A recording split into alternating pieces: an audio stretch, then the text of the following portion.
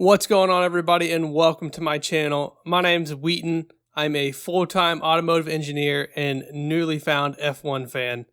Today, we're going to be talking about the 2021 Formula One World Season, more specifically the midfield battle and who we're going to see at the top of that fight.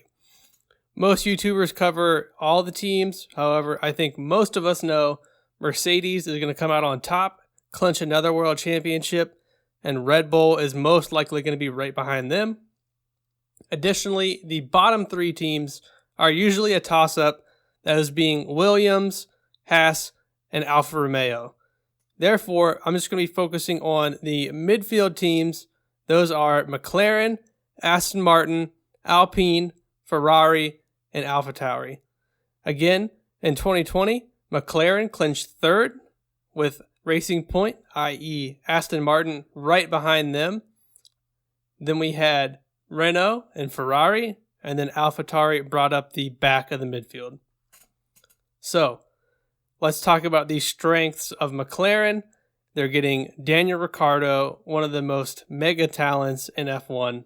Also, they're getting the Mercedes engine in this new car. Mercedes power is going to be a huge boost to their performance. Now, Aston Martin, they're getting Sebastian Vettel, a four-time world champion. They are going to be a force to be reckoned with. They have the pink Mercedes turned green. Sebastian Vettel in a much more planted car, I think, is going to perform more like his old self compared to the performance we saw in 2020. Then we have Alpine, Fernando Alonso, returning to Formula One after several seasons away. He is also a world champion, stepping into a car that is capable of achieving podiums. That, I think, is going to be a big boost to his morale compared to his late seasons with McLaren in F1. Now we have Ferrari. They have a new lineup with Charles and Carlos. They have supposedly a slightly tweaked engine that's going to squeeze some more performance. However, we do know that Ferrari stated they're going to be focusing much more on 2022, and I think we have to base that on some merit. All the things with Matteo Binotto has come out and said to the media. I think they're going to be performing better. However, I don't think they're going to be achieving grades of third place like we saw them in 17, 18, 19 seasons. AlphaTauri, they have Yuki Tsunoda stepping in. Pierre Gasly is becoming the lead driver for the team. This one's going to be an interesting matchup. I think they're going to be good teammates together, and I think that's going to be a good bond between them. So, stepping in to see who is going to get third place. This one is going to be a tight battle. I think it's going to be between Aston Martin and McLaren. As we know, McLaren got third, but Racing Point technically would have gotten third in 2020 if it weren't for the brake ducts being termed illegal, thus resulting in the 15-point reduction. However, I think we are going to actually give third place to Aston Martin. They have Sebastian Vettel stepping in a car that I think he's going to be much more capable in, much more comfortable. I think he is going to be bringing that car to the top of the field and fighting for podiums almost every race, which leaves us giving McLaren fourth place in the championship. Of course, they have Daniel Ricciardo. They have the Mercedes power. Will they have issues converting that Mercedes power in a chassis that was designed for a Renault engine? I don't think so. I think the engineers are going to have that mostly worked out. However, we could see some issues. But remember, with Mercedes power comes much more reliability compared to those of a Renault engine. Next, fifth place. Fifth place we're going to be giving to Ferrari. They were sixth. We're going to be bumping them up one position in 2021.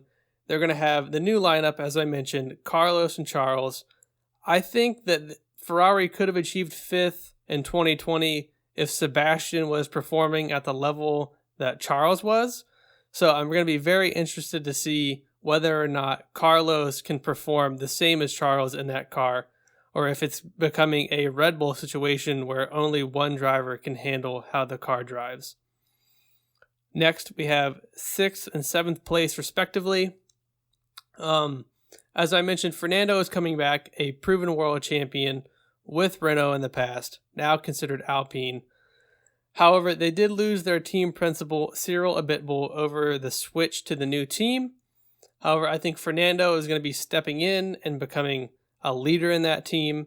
He wasn't just sitting around in his off seasons. He was driving in other championships, so he probably hasn't lost his touch yet.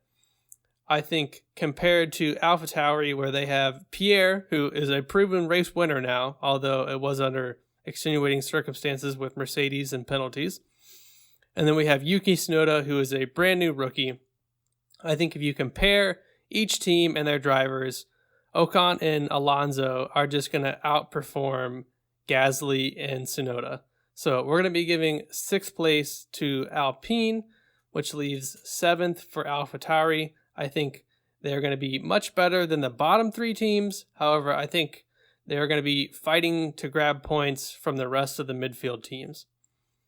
Those are my predictions for the 2021 season. Let me know what you guys think down below. I'd love to have a conversation about it. Do you guys have other expectations? Do you think Ferrari is going to come back? Do you think they're going to be at the bottom of the fight? Let me know. I would love to hear from you guys. Thanks for watching, and I'll catch you guys in the next Formula video.